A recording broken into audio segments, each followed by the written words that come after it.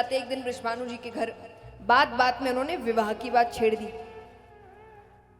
तो बृषभानु जी ने कहा वो तो ठीक है, पर अच्छा लड़का तो भी तो होना चाहिए।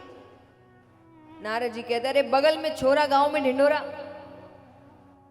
बोले कौन सा छोरा? बोले आपके मित्र नंदराय, उनका छोरा कृष्णा।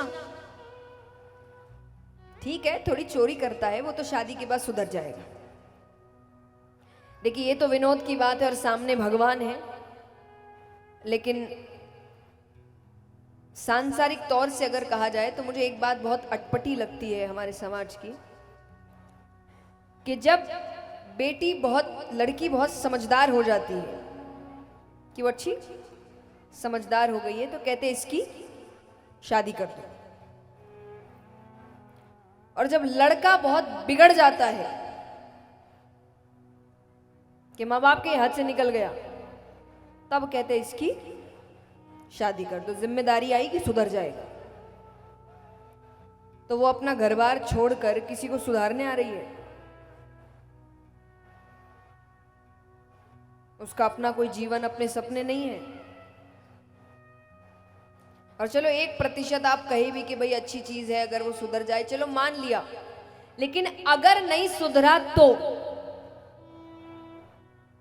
उसकी तो जिंदगी खराब। तो निवेदन है ऐसा ना करें। शादी आज के समय में सिर्फ ये नहीं है कि भाई इतनी उम्र में ये, इतनी उम्र में ये, इतनी उम्र में शादी नहीं। शादी बहुत बड़ी जिम्मेदारी है, ये बहुत सोच समझ के लेनी चाहिए। अगर बहुत ही साधारण रूप से कहा जाए तो शादी का अर्थ है किसी एक व्यक्ति के साथ आगे के 50-60 साल एक कमरे में रहना है। ये कोई आसान बात नहीं है, बहुत जिम्मेदारी की बात है। तो ये फैसला तो जब दोनों समझदार हैं, कि दोनों समझदार है, योग्य है, काबिल है और राजी है, तब शादी करनी चाहिए। तो यहां पर बृषभानु जी कहे कि बात तो अच्छी है, देखा परखा घर है। आज कोई दिक्कत हुई भी तो बेझिझक वो नंद बाबा से बात कर सकते हैं, क्योंकि मित्र हैं दोनों। तो उन्होंने कहा मुझे बात अच्छी लगी, तो उन्होंने पत्र तैयार किया कि ऐसी ऐसी बात है, हम ऐसा ऐसा चाहते हैं, आप अगर राजी हैं स्वीकृति पत्र भेजिए। अब धनवान व्यक्ति है, खाली पत्र तो भेजेंगे नहीं, अपने तामझाम है। तो बृषभानु जी ने 108 खोमचे तैयार किए। खोमचे मतलब थाल, परात, शादी ब्याह में जिसमें गिफ्ट सजाते हैं ना, ऐसे बड़े बड़े थाल, उनको कहते हैं खोमचे। 108 खोमचे तैयार किए, सब में कुछ ना कुछ रखा, किसी में कपड़े, किसी में गहने, किसी में कुछ, किसी में मेवा। एक थाल बच गया तो वो थाल मोती से भर दिए गए। अभी 108 खोमचे नंद बाबा के घर जा रहे हैं, उनको भी प्रसन्नता हुई। अब वो वापसी स्वीकृति पत्र भेज रहे हैं, लेकिन खाली तो भेजेंगे नहीं। तो पहले वो कह रहे हैं कि एक बार थाल खाली करो, फिर देखते क्या भरना है इसमें।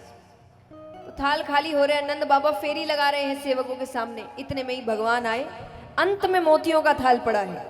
भगवान ने उसमें से एक अच्छा खासा हिस्सा मोती उठाया और चले गए।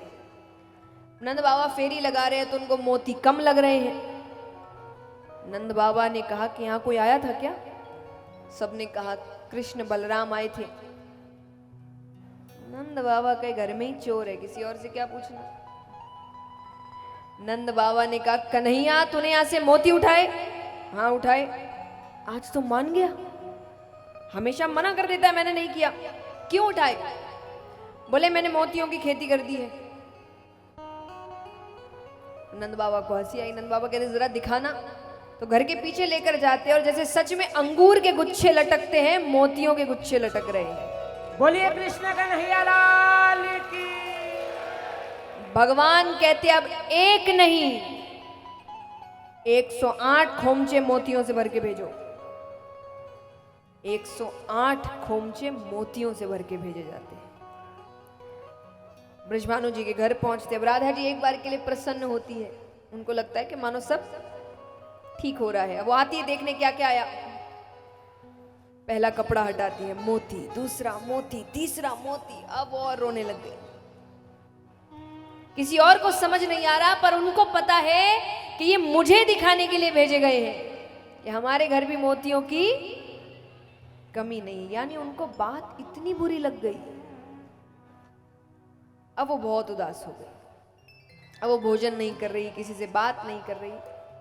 तो बृषभानु जी को चिंता होने लगी। तो बृषभानु जी ने एक ऐलान किया कि राधा बहुत उदास है, किसी से बात नहीं कर रही, भोजन नहीं कर रही, तो जो उसके चेहरे पर मुस्कुराहट लेकर आएगा उसे मुंह मांगा इनाम दिया जाएगा। बात बरसाने से वृंदावन पहुंची। भगवान का मन विचलित हो गया। भगवान का अब तो मनाना पड़ेगा, पर सीधे सीधे भी नहीं जा सकते। क्या पता ये भी एक खेल हो कि मैं वहां पहुंचा नहीं कि वो कह दे एक खबर मिली नहीं, क्या गए मनाने। और अभी तक किसी को पता नहीं है कि दोनों के बीच अनबन है, तो मनाने के लिए भी तमाशा क्यों करना। जब कुछ पता नहीं है तो जब दोनों के बीच बात है तो अंत तक दोनों के बीच ही बात रहनी चाहिए। तो ऐसा क्या करे कि मान भी जाए और सबको पता भी ना चले इतना। तो भगवान सोच रहे, इतने में उनकी दृष्टि यशोदा मैया पर पड़ती है। उनको एक सुझाव उठता है। यशोदा मैया के कमरे में जाते हैं, घाघरा दुपट्टा निकालते हैं और खूब सारी चूड़ियां इकट्ठा करते हैं। राधा जी को चूड़ियां बहुत पसंद थी, तो मनिहारी का रूप बनाकर भगवान बरसाने की गलियों में घूम रहे हैं। राधा जी के घर के नीचे आवाज लगा रहे, चूड़ी ले लो, लाल हरी पीली नीली चूड़ी ले लो। राधा जी का आवाज तो सुनी सुनी लग रही है,